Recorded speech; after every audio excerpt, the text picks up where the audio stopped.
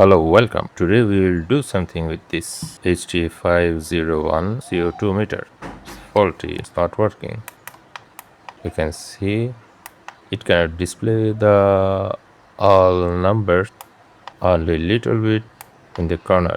And you see it is rechargeable, and if I connect the charger, nothing happened in the display except some corner of some digits. So now we will open this thing and try to understand what's the problem. It's open easily.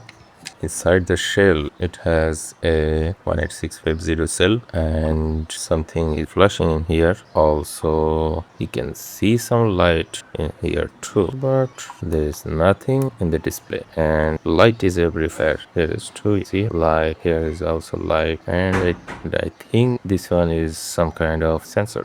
At first, we will check our battery.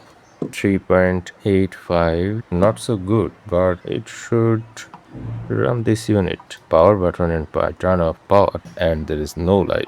And now we are going to unassemble this battery from the circuit. This one is battery negative and this one is battery positive.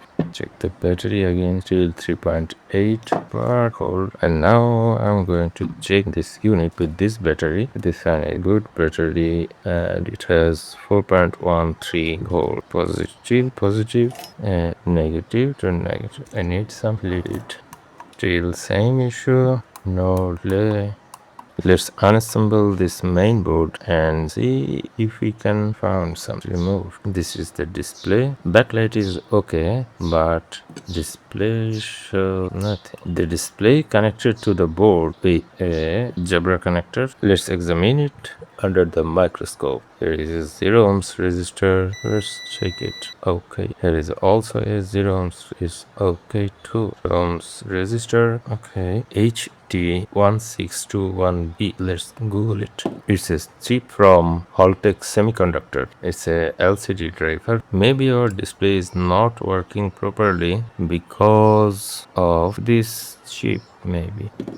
Here is a crystal capacitor and I think it's for the clock. And here is a electrolyte capacitor. I don't know it's for what, but it looks okay. There is another chip C8051F3. It's a microcontroller. I think this is the heart of this unit. There is some capacitor, more chip, MOSFET, transistor, lot of diode, a lot of things happening in here. Multimeter in capacitor mode. For measuring the capacitor, we have to remove the battery. Okay, multimeter in continuity mode. We can check another thing. We can check that is there any capacitor short or not. All 0 ohms resistors are okay. Tiny capacitors are okay too. Switch are good because it can power on and off. But the main issue is in the display. We don't know which one is faulty, the display driver or the display unit. Only we know that it's not working. Let's check the pin. Is everything solid or not solid? Connect the battery again. Still it's not working.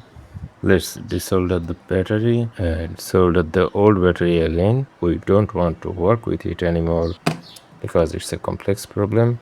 And I don't have any experience of changing this type of IC, and I'm not sure that is it the IC faulty or the LCD. So it's a no fix and I'm going to assemble it again.